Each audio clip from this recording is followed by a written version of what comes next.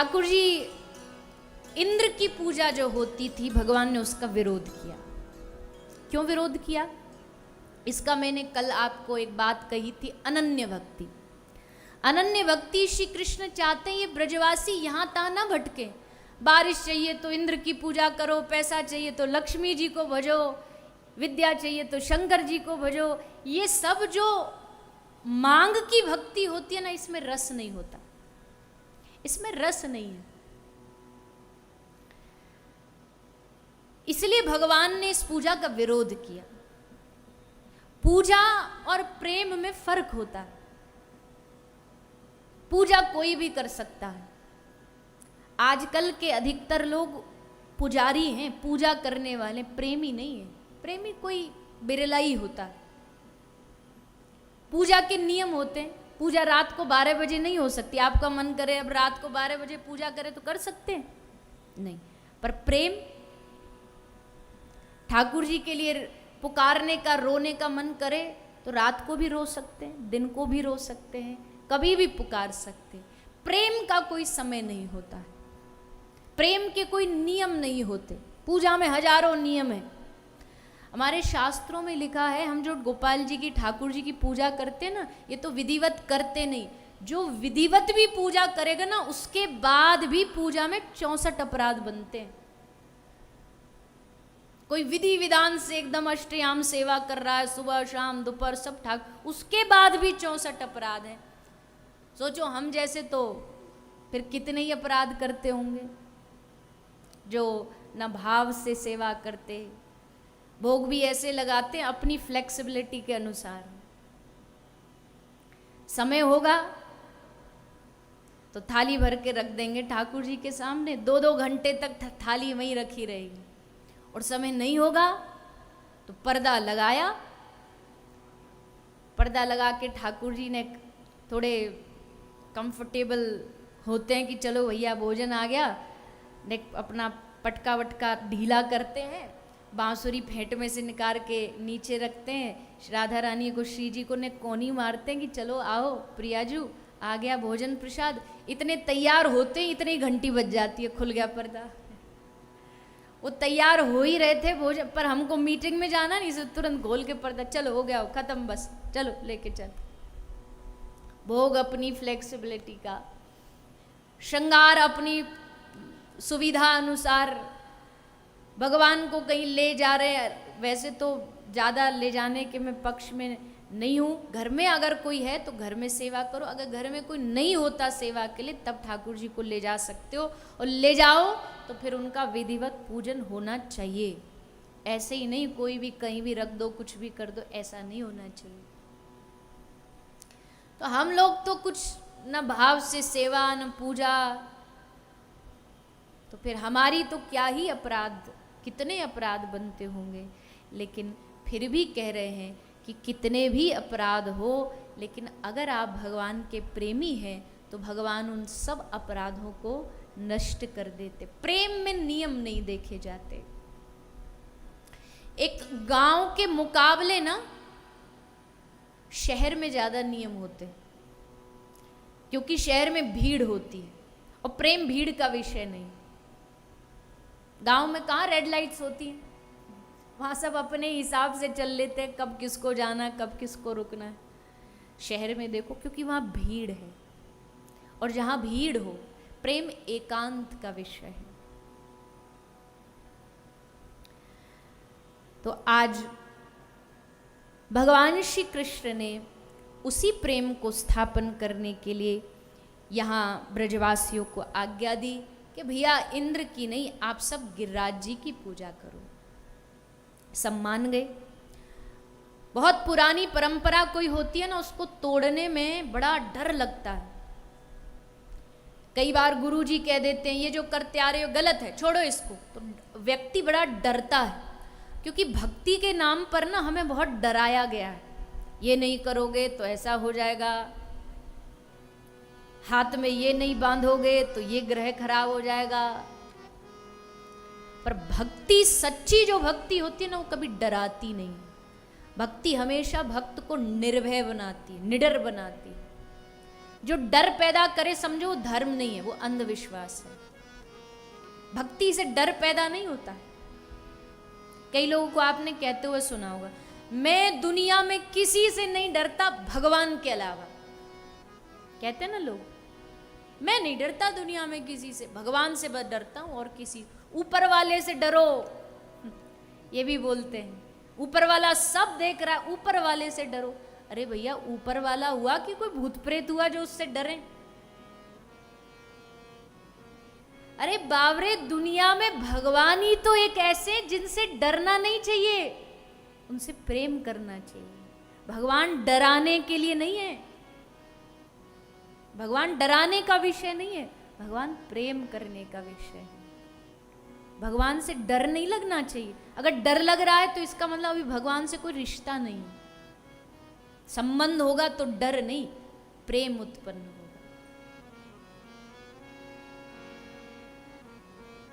आज का आदमी ना भगवान की भक्ति दो वजह से करता है, या तो लोभ से या डर से।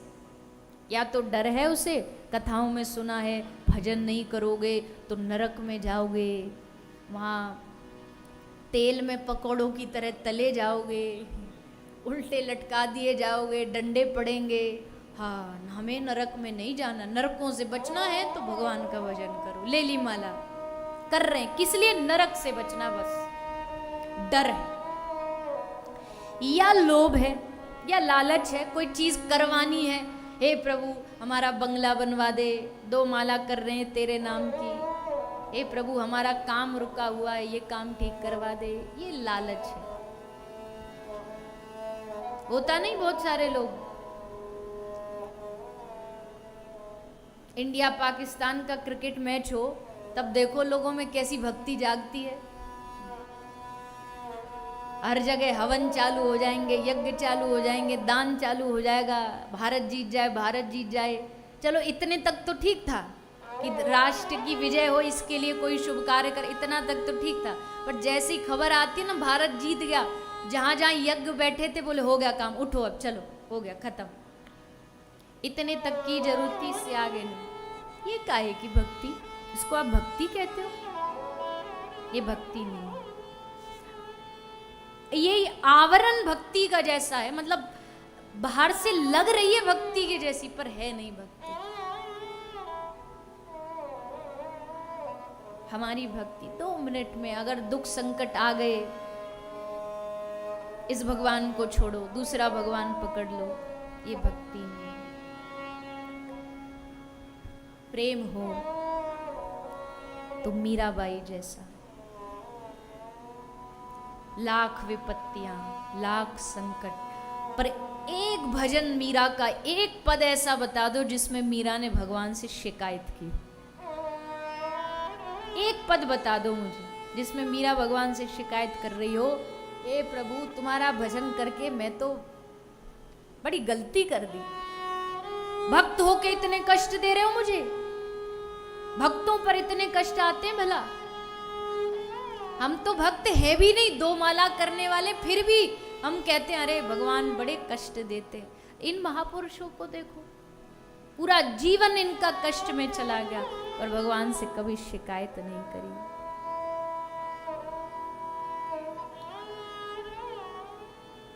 तो प्रेम, प्रेम में नियम नहीं होता, प्रेम में मन का भाव होता है। एक कथा बड़ी प्यारी है, अभी नाम उनका आया तो याद आ गई।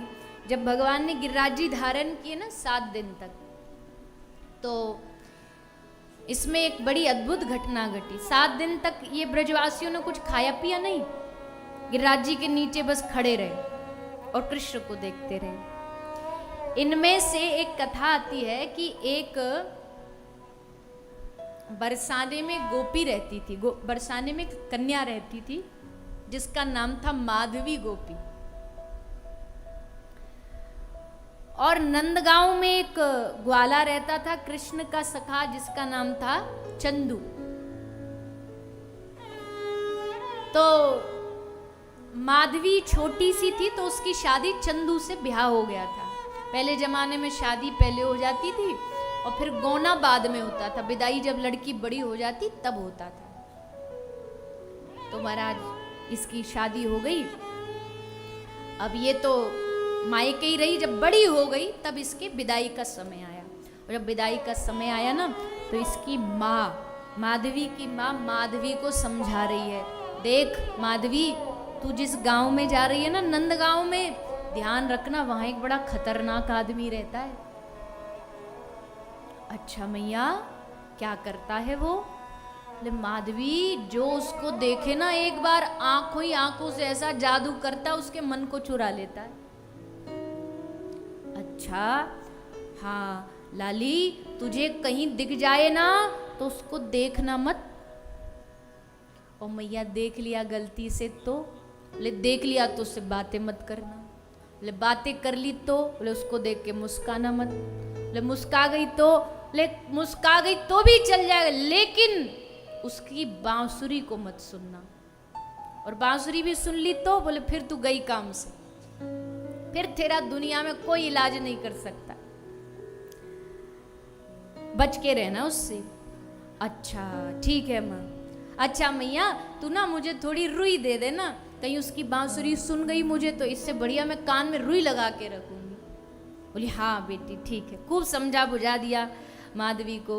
अब माधवी को आया चंदू लेने, और लेकर के बैलगाड़ी में बिठा के जा रहा था। वापस गांव पहुंचा, नंदगांव पहुंचा। और जैसे नंदगांव की बाउंड्री में घुसा ही कि त्रिभंग ललित श्री ठाकुर जी वहां ठाड़े मिल गए। भगवान मुस्कुरा के बोले, और भैया चंदू सुनिए, तेरे ब्याह है और अपनी नई नई बहू लेके आयो है। अब चंदू ने एक शर्मा तो बोलो, हाँ हाँ लाला लाया हूँ, अपनी बहू को ही लाया हूँ। तो दिखा, मोड़ो दिखवा हमें। तो ठाकुर जी चंदू इशारा कर रहा है माधवी को, अजी सुनती हो, हमारो मित्र है, या को नाम है कृष्ण कन्हैया, या को अपनो मोड़ो दिखाओ। अब तो महाराज जैसे माधवी ने सुनी, बताओ, जाते दूर भागने को मैया ने कही, वही रोग सामने ठाड़ो मिल गयो। तो माधवी ने जैसे सुनी कृष्ण है, तो अब तक तो इतनो सो घूंघट कर रखो, पर कृष्ण नाम सुन के इतनो लंबो कर लियो, और ऐसे दुबक के छुप के बैठ गई कि नहीं, दिखाने नहीं दूंगी कृष्ण को। सो छुपा लिया अपने आप को। कन्हैया बोले, क्यों रे चंदू, तेरी बहू में कोई कछु डिफेक्ट है का जो मोड़ो छुपा के बैठी है? आंख ते कछु कानी वानी है का? बोले ना लाला, है तो बड़ी सुंदर, पर पतो ना का है गयो, अरे ने दिखा दे मोड़ो। तो बोली ठाकुर जी बोले नहीं दिखाएगी? बोले ना। ठाकुर जी बोले तो ठीक है, जा, हम भी आज के बाद तेरो मुंह नहीं देखेंगे। और गुस्सा है के चले गए। गुस्सा है के घर आए। अब देखो, ये ब्रज का नियम था, घर में कोई नई, गांव में नई बहू आती थी ना, सबसे पहले मुंह दिखाई यशोदा, और यशोदा का बेटा ही करता था। लाला को नई बहू को मोड़ो देखने को बड़ा शौक हो। तो मैया बोली, चल लाला, चंदू की बहू आई है तो दिखा लाऊं? तो बोले खबरदार वा को नाम लियो तो। पतो ना कहाँ की अप्सरा आई है, हम ठाड़े, हमने इतनी बार कहीं मोड़ो दिखा दे, दिखाई नहीं रही, आज के बाद हम भी वा को मुंह नहीं देखेंगे। नाराज रह गए ठाकुर जी। माधवी यही बात मानती रही। जब उसको पता लगता कन्हैया गाय चरा के आ रहा है, सारी ब्रज गोपियां बाहर भागती, ये बाहर से भीतर भागती, दिख ना जाए। बांसुरी सुने तो कान बंद करके बैठ जाए, सुन ना जाए कहीं कान में बांसुरी। मना किया मैया ने, बचती रही, बचाती रही, सालों बीत गए बचते बचते। और फिर एक दिन आया जब इंद्र का प्रकोप हुआ, बारिश हुई, तबाही मचने लगी, सब जान बचाने इधर से उधर भाग रहे हैं। और भागते भागते माधवी भी भाग रही है, यहां से वहां, वहां से यहां। और उसी भागम भाग में माधवी के सर का घूंघट हटा। और घूंघट हटा तो नजरें कहाँ गई? नजर गई गिरिराज जी के नीचे एक बड़ा प्यारा सुंदर हस्त कमल, कमल के समान जिनके हाथ हैं, ऐसा सुंदर हाथ श्री गिरिराज जी के नीचे लगा हुआ है। गिरिराज जी के नीचे जैसे माधवी ने इस हाथ को देखा, हा ये कितना, किसका इतना सुंदर हाथ, ये कौन है? नजर दृष्टि आगे बढ़ी, कंठ देखा, ये इतना सुंदर कंठ किसका है? जैसे आगे आगे बढ़ती बढ़ती गई, प्रभु के रूप को देखा और देखते ही खड़ी की खड़ी रह गई।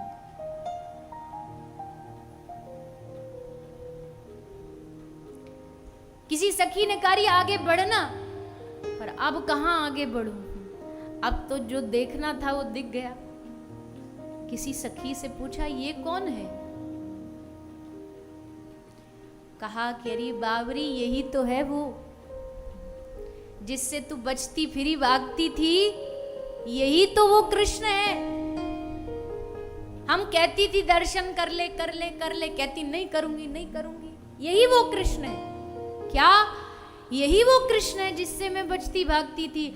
हाय मेरी माता, ये तूने क्या कर दिया, इतने दिन तक मुझे इस कृष्ण दर्शन से वंचित रखा, इस घूंघट ने मुझे इतने दिन तक कृष्ण दर्शन से दूर रखा, इस लोक लज्जा ने मुझे कृष्ण दर्शन से दूर रखा, इस लोक लज्जा को उखाड़ के फेंक दूंगी, अब कुछ भी आ जाए, इस घूंघट की लाज को आज के बाद अपने जीवन में नहीं रहने दूंगी।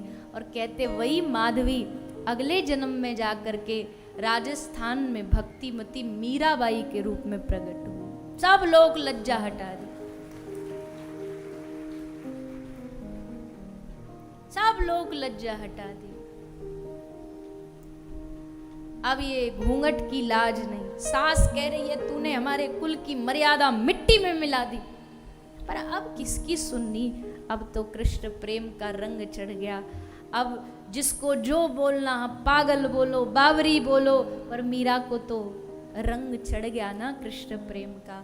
तो भैया हमारे ठाकुर जी हैं ऐसे। ब्रज में आओ आप, ब्रज के जो प्रेमी रहते हैं ना उनसे मिलो, पूछो भैया आप कैसे आए, अनेक उदाहरण मिलेंगे। भैया हम तो ऐसे घूमने फिरने आए थे, पता ही नहीं था, किसी ने कहा वृंदावन घूमा, हम घूमने आ गए और यहाँ आके ऐसा राधा रमन जी ने पकड़ा, ऐसा राधा वल्लभ जी ने पकड़ा, ऐसा बिहारी जी ने पकड़ा कि उसके बाद कभी लौट ना पाए, कभी घूम करके वापस जा ना पाए। पड़े हैं इसी वृंदावन में कान्हा की बांसुरी सुनने के लिए। एक बार कृष्ण की बांसुरी सुनाई दे जाए कान में, एक बार उनका दर्शन हो जाए, ऐसा ब्रज मंडल का भाव, ऐसा ब्रज का अद्भुतम भाव। तो भगवान ने आज ये श्री गिरिराज जी को धारण करके ब्रजवासियों को, गोपियों को इस दिव्य रस का आनंद प्रदान किया। इंद्र आया, फिर बाद में क्षमा आदि मांगी, वो सब कथा आती है। और अब श्री सुखदेव जी महाराज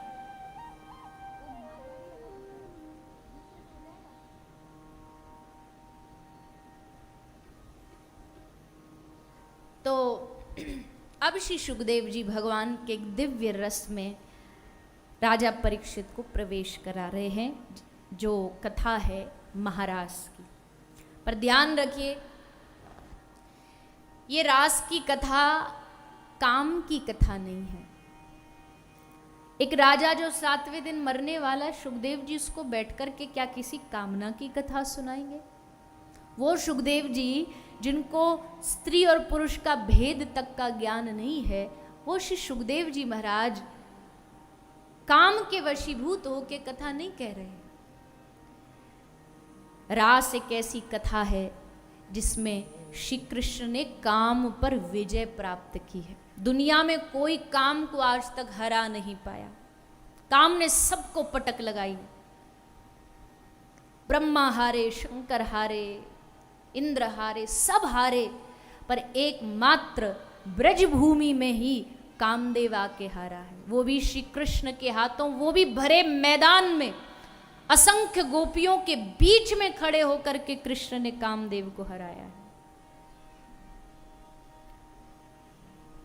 कैसी है ये रास की कथा? कल्लोलनी स्वरूपेण रासम कूप जलोपमम। रास की जो कथा ये हमारे हृदय में प्रेम उदय करने वाली है। जैसे पहले के ज़माने में वो हाथ वाले हैंडपंप होते थे ना, पानी वाले, तो जब वो हैंडपंप से पानी नहीं निकलता था तो पानी निकालने के लिए क्या करते थे उसमें, पता किसी को? देखें, उसमें ऊपर से एक बाल्टी या मग लेके थोड़ा और जल लेके उसमें डाला जाता था। उसमें ऊपर से बाल्टी का जल डालो तो भीतर जो जल का स्रोत नहीं निकल रहा था उसमें डालते हैं तो वो स्रोत एकदम उत्पन्न हो जाता है। ठीक वैसे ही हम सबके भीतर प्रेम है, तो ऐसा कोई दुनिया में नहीं जिसके हृदय में प्रेम नहीं है, पर अभी वो प्रकट नहीं हो रहा है। तो क्या करते, महाराज की कथा कान के द्वारा हृदय में डाली जाती है, जिससे सूखा हुआ हमारा जो हृदय है ना वो फिर से एकदम प्रफुल्लित हो जाए, हमें प्रेम का स्फुरन हो जाए, प्रेम प्रकट हो जाए। ये रास की कथा उस जल का काम करती है। आज श्री कृष्ण ने महारास करने के लिए योग माया का सहारा लिया। भगवान पिता रात्रि शरदोत्फुल्ल मल्लिका विक्षरन्तु मनश्चक्रे योग माया मुपाश्रित। भगवान श्री कृष्ण ने योग माया का आश्रय लेकर के यमुना पुलिन पर कदम के वृक्ष पर खड़े होकर के धीमी धीमी अपनी बांसुरी बजाई। हमारे ब्रज में एक महात्मा जी है, वो कहते हैं ये बांसुरी जो है ये कन्हैया का मोबाइल है। जैसे आज के ज़माने में मोबाइल से किसी को बुलाते हैं, ऐसे कन्हैया मोबाइल से बुलाते थे। मोबाइल में भी दो तरह की कॉल्स होती है ना, एक होती है डोमेस्टिक कॉल, एक होती है इंटरनेशनल कॉल, STD ISD। तो कृष्ण जब डोमेस्टिक, जब आसपास किसी को बुलाना तो ऐसी जमीन पे खड़े होकर बुलाते थे, और जब ठाकुर जी को एकदम इंटरनेशनल कॉल करनी होती ना तो कदम पर खड़े होकर के बांसुरी बजाते थे। कदम पे खड़े होकर बजा रहे मतलब ठाकुर जी की ISD कॉल है, इंटरनेशनल कॉल। तो आज कदम पर ठाकुर जी बांसुरी बजा रहे हैं। सब इस भाव का दर्शन करेंगे। एक बड़ा प्यारा सुंदर सा मारवाड़ी भाव है, सब भाव से उसका आनंद लेंगे, गाएंगे।